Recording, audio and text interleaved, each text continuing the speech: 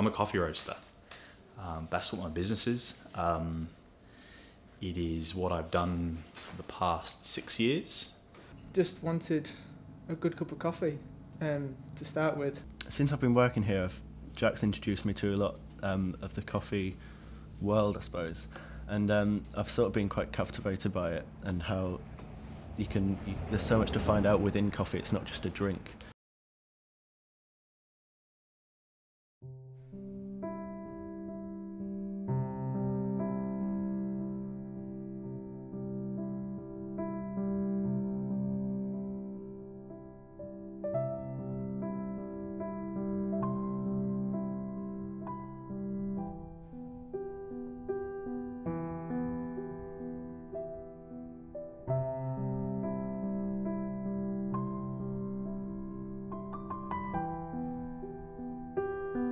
I think it probably started in earnest when I moved to Hull. I came to Hull in '99 to study geography at university here, and I needed a job. And there happened to be a position going for, or in a coffee shop that's on Newland Avenue, that has become synonymous with the coffee scene in Hull over the past 15 years.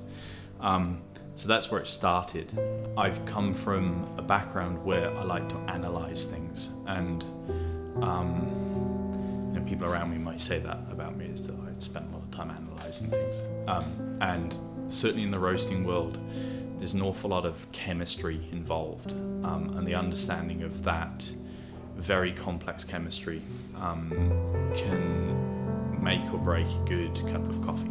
And it's only through time and investigation and asking yourself why something tastes the way it does that just being inquisitive leads you down a rabbit hole, and that's coffee. You know, everybody I speak to who gets bitten by that, as we call it in our industry, a god shot, something that just sort of transcends all known flavour. It just is indescribable, and you just want to ask why. How does a little bean make that flavour in the cup? So I think I've just had a succession of those instances which have taken me through to where I stand today. I never knew there was such science behind it. It was like a recipe for like anything, baking a cake, any kind of cooked meal, and I couldn't believe coffee had that much behind it. Coffee's, for what most people think of it as everything, something that they have in the kitchen, this brown liquid that wakes you up in the morning. It's deeper than that. It's got more levels to it.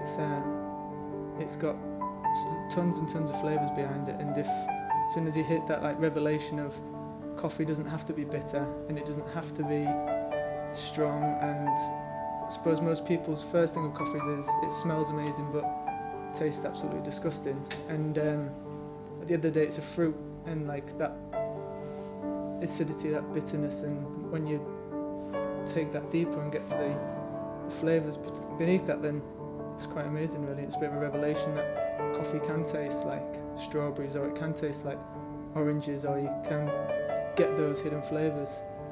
Well, before I started, I didn't know much about coffee. It was just, I was used to instant coffee or, ground coffee from the supermarket. And once you find out a bit more about it, it's definitely something that, really grabs you.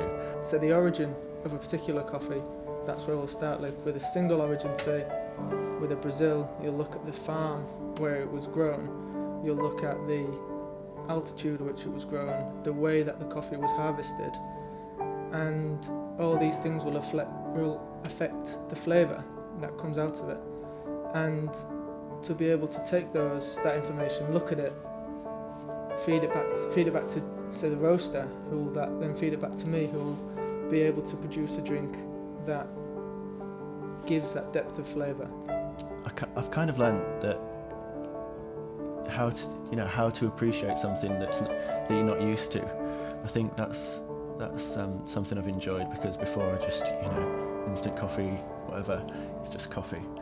And definitely since I've been working here, it's like I've learned to appreciate it a lot more, and I've learned to appreciate other things as well. It's once you learn how to once you learn about something and learn to appreciate it, I think that's something you can apply to a lot of other things as well. So, well, besides the taste of like why I like it, it's just there's a certain story like behind the coffee, and when you really think about where the beans come from, like if you take some of the beans in the hop or whatever, like most of those beans, well, generally all those beans have been handpicked by someone in Brazil, Ethiopia,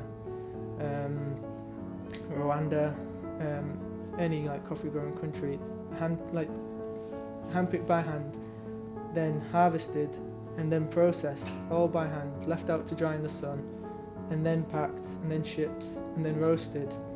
That's quite a hell of a journey that they've taken to land up on my doorstep, where they've been roasted, and I'll put them in my hopper to make a cup of coffee that I'll sell to just a customer. That's like a long way it's come, and it's like a journey that really needs like appreciating.